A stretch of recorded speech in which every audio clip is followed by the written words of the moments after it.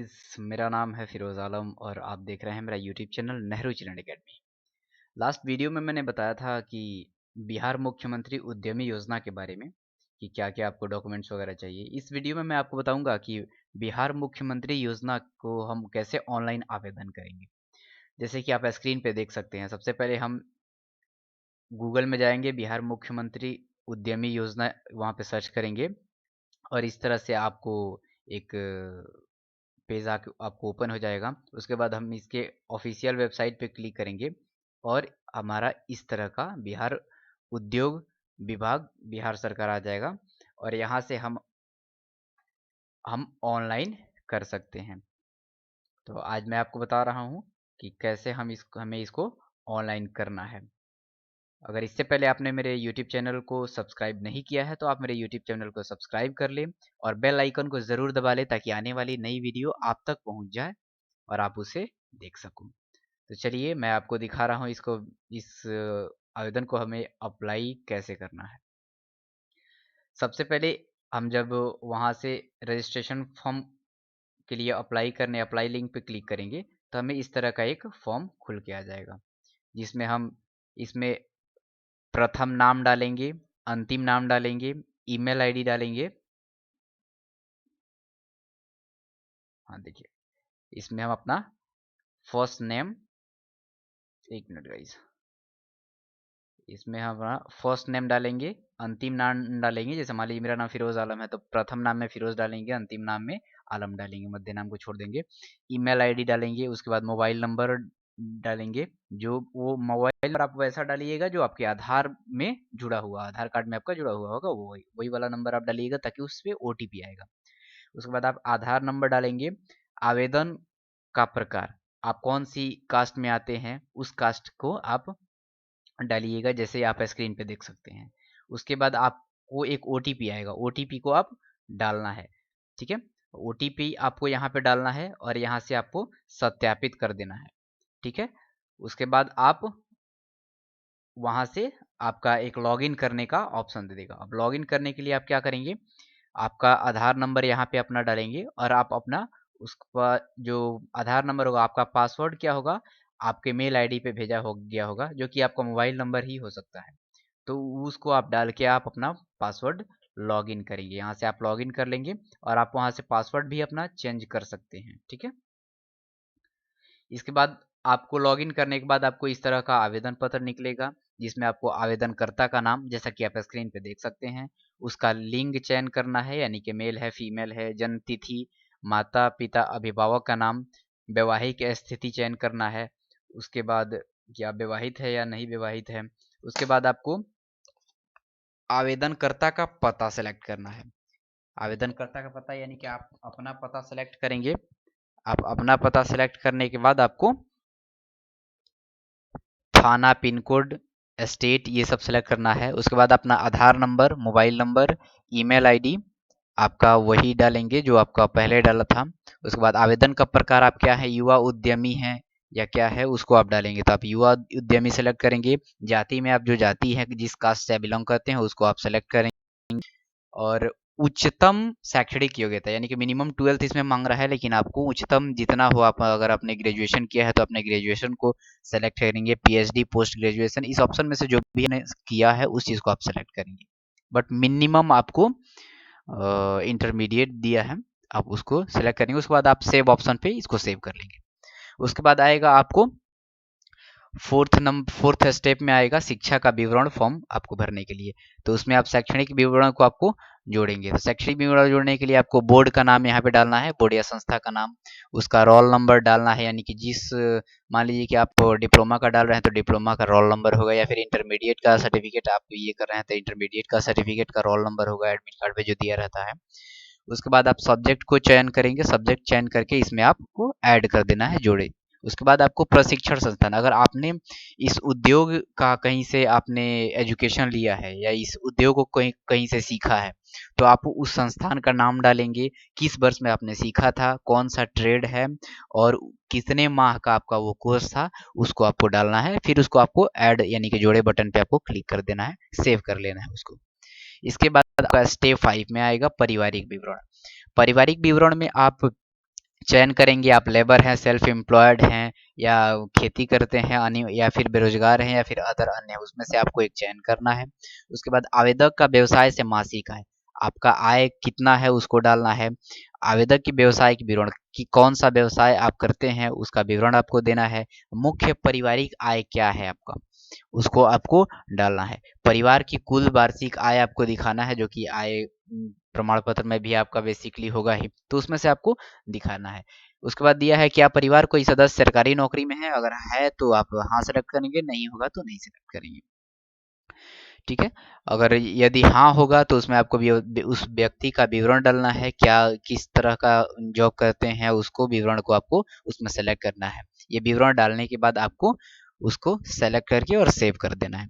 इसके बाद आप आएंगे सिक्स्थ स्टेप में, आप संगठन का विवरण डालें, यानी संस्था किस तरह का, कौन सा संस्था है, क्या आपका संस्था प्रोप्राइटरशिप है, पार्टनरशिप है, या प्राइवेट लिमिटेड कंपनी का गठन किया है, तो हाँ या नहीं का उसमें आप ऑप्शन चूज करेंगे।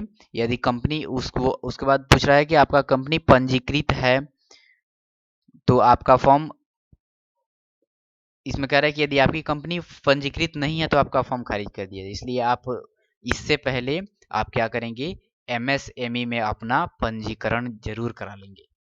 ध्यान रखिएगा दोस्तों, एमएसएमई में पंजीकरण आप जरूर करा लीजिएगा। तो एमएसएमई कंपनी का आपने उसमें हाँ करिएगा, और वहां से अपने प्रोप्राइटरशिप का गठन कीजिएगा, हाँ यस में क्लिक करिएगा, और आवेदनकर्ता का संस्था क्या है, कौन सा उसमें आपका पदनाम है, अगर आप उसमें के प्रोप्राइटर हैं या पार्टनरशिप में है तो उसको आपको डालना है। अगर आप खुद प्रोप्राइटर हैं या फिर उस कंपनी के खुद मालिक है तो आप उसका नाम डालेंगे। अगर आपने पार्टनरशिप में किया है तो दोनों पर्सन का नाम डालना होगा, उसमें आपका क्या पद है, उनका क्या पद है, वो सारा हर चीज़ इसमें डालना पड़ेगा।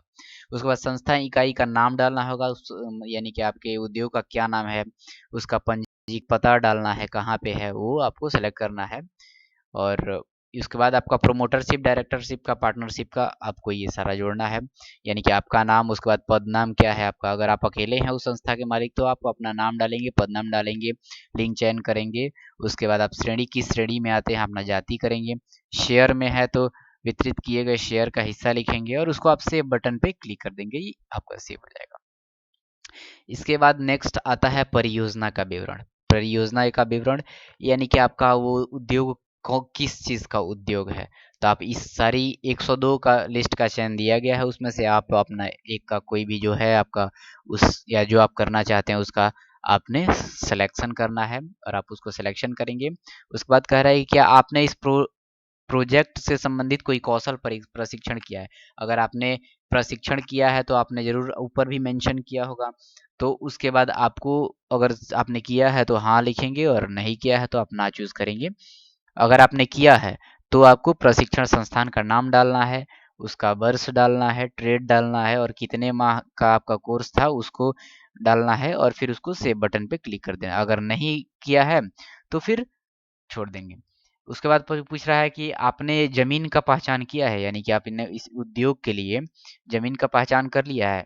अगर आपने किया है, अगर आपका जमीन है और आपको पता है कि हमको यही इसी जमीन पे करना है, तो आपको हाँ चूज करना। बस एक चीज, हाँ चूज करने से पहले एक चीज देखना है कि उस जमीन का आपको के पास कागज होना चाहिए, या फिर आपने उस जमीन को किराए पे लिया है तो उस किराया का किरायानामा होना चाहिए। अगर होगा तो आप हाँ क्लिक करें, और नहीं है तो फिर आप ना क्लिक करें।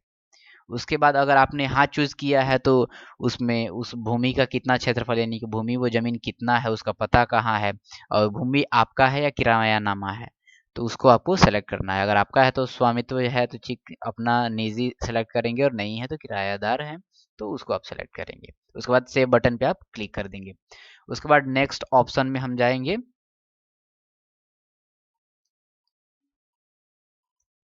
उसके बाद वित्त वितरण का फॉर्म आपको नेक्स्ट 8वें स्टेप में करना है, कि परियोजना लागत का विवरण क्या देना है, यानी कि पूंजी निवेश का विवरण, टोटल आप परियोजना की कुल लागत कितना हो रहा है। और उसके बाद पूछ रहा है कि आप भवन, दुकान, बिल्डिंग किराए पर है, अगर किराए पर है तो आप सेलेक्ट करिए यस, नहीं है तो नहीं। अगर किराया पे सिलेक्ट है तो उसको आपको रकम उसमें मेंशन करना है कि कितना रकम आपको, यानी कि कितना रकम है, किराया कितना रुपया है, वो उसको आपको सेलेक्ट करना है या उसको डालना है। उसके बाद आपको प्लॉट और मशीनरी उपकरण में कितना खर्च लग रहा है उसका रुपया डालना है। फिर अन्य अचल संपत्ति और भी कोई जो संपत्ति उसमें खर्च लग रहा है तो उसको डालना है। फिर कार्यशील पूंजी बनाने में यानी कि कितना खर्च लग रहा है उसको अंतिम करना है। और आपको टोटल उसमें आपका जो लागत है निवेश की कितना आप उसमें खर्च कर रहे हैं वो टोटल आपको डालना है और उसके बाद आप उसको सेव कर देना है। सेव करने से पहले आपको मान लीजिए 10 लाख का लोन है तो आपको 10 लाख आपको दिखाना होगा। उसमें 10 लाख आपको शो करना होगा किस किस चीज़ को मिला के आपको 10 लाख पूछ रहा है। तो उस चीज़ को दिखाना तभी आपको 10 लाख का पूरा लोन हो पाएगा, अन्यथा जितना का आपका लागत होगा उतना ही लोन मिल पाएगा। उसके बाद बैंक का विवरण आपको डालना है। बैंक का विवरण 9th स्टेप में आपको डालना है। बैंक का नाम यानी कि जो आपने करंट अकाउंट खुलवाया है उस करंट अकाउंट का बैंक का नाम डालना है, शाखा का नाम डालना है, खाते का प्रकार तो करंट अकाउंट ही होगा, आईएफएससी कोड डालना है, खाता संख्या डालना है। उसके बाद ट्रांजैक्शन आईडी में जो चेक बुक आपको प्रोवाइड होगा उस चेक का जो इसमें दोस्तों आप देख सकते हैं, इस चेक बुक में जो ये ये जो दिया गया है इस चेक बुक के इस नंबर को आपको यहाँ दर्ज करना है यहाँ पे। उसके बाद आपको सेव करना है। सेव करने के बाद उसी सेम चेक बुक को अपलोड करना है तो इसलिए आप उसी उस चेक के जो चेक है उसको रखेंगे। और आप उसके बाद नेक्स्ट ऑप्शन में आपको आता है दस्तावेज अपलोड करने के लिए। दस्तावेज आपको अपलोड करने के लिए यहाँ पे आपको अपने फाइल को एक जगह बना के रख लेंगे, वहां से आपको जाति प्रमाण पत्र यहाँ पे अपलोड करना है।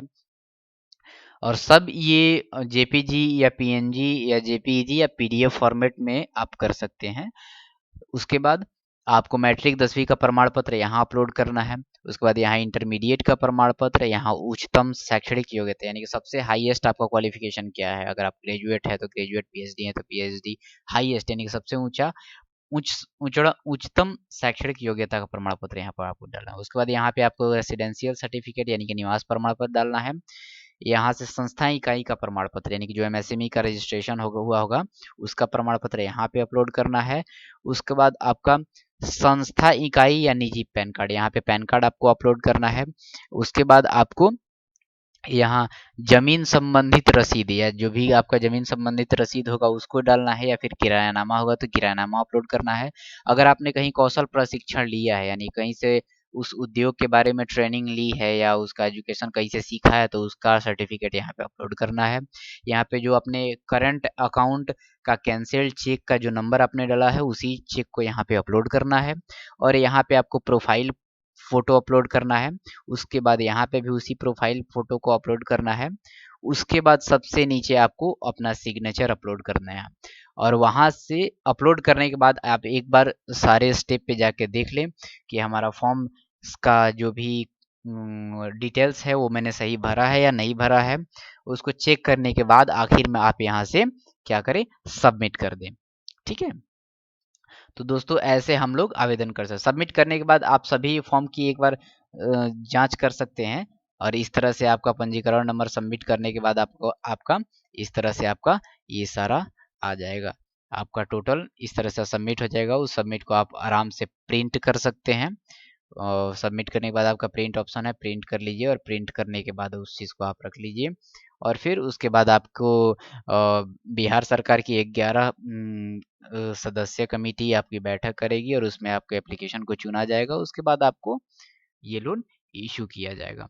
उससे उसके बाद ही आपको 5-5 लाख करके 2 किस्त में आपको लोन दी जाएगी। पहले 5 लाख रुपए आपको मिलेंगे, उसमें आपको दिखाना होगा टोटल आपका पूंजी क्या है, आपने कितना अभी तक कर लिया है, उस 5 लाख रुपए कहाँ-कहाँ इन्वेस्ट किए हैं उसको दिखाना होगा।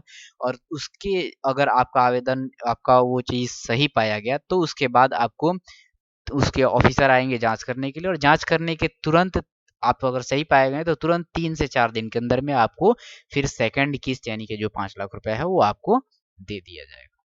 तो दोस्तों कैसा लगा आपको वीडियो? अगर वीडियो अच्छा लगा हो तो आप शेयर करें, सब्सक्राइब करें हमारे चैनल को और बेल आइकन को ज़रूर दबाएं। और इसको जो भी जानकारी हो आप नीचे कमेंट बॉक्स में देख सकते हैं, और डिटेल्स में भी आपको सब कुछ नंबर वगैरह सब दे दिया जाया गया है। और आपको कोई भी दिक्कत हो तो बाई फ़ोन भी आप संपर्क कर सकते हैं। तो अब इस वीडियो को आप शेयर करें